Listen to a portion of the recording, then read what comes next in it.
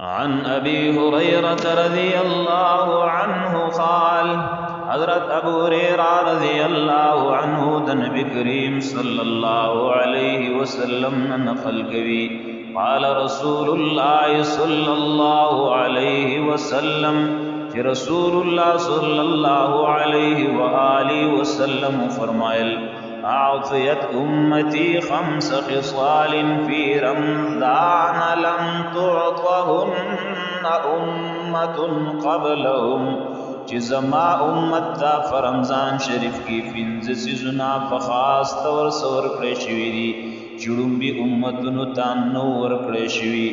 حلوف فم الصائم أطيب عند الله من ريح المسك اول دا چې د روزدار د خلی بدبوئی د الله تعالی فنز د مشکو د خوشبوئی نه زیات خدا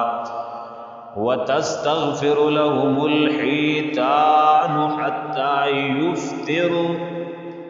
او دویم نمبر د روزدار د فارا د دریاب کبانو فور دعا کوي او د روزماتی تر وخت پوری کوي ويزين الله عز وجل كل يوم جنته ثم يقول يوشك عبادي الصالحون دریم دا چې جنت هر ورځ دا غي د فارغ استکولې شي بیا رب العالمین فرمایي چې نږدې د چې زمان نیک بندگان بد دنیا مشقتونه د خپل ځان نه غورځي او ستا طرف ته براشي سلورم پر رمضان کې سرکش شیطانان قیدولې شي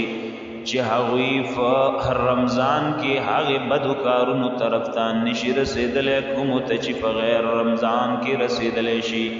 پنځم د رمضان په آخر شپه کې د روزدار مغفرت کیږي صحابه رضی الله عنهم عرض کو چې دا د مغفرت شپه شب قدر دا کنا بلمیاش بلش پدا جناب نبی کریم صلی الله علیه و آله وسلم مرتو فرمایل نا بلکہ قاعده دادا چې مزدور تا د کار خدمه دو فوق کی مزدوری ورکړې شي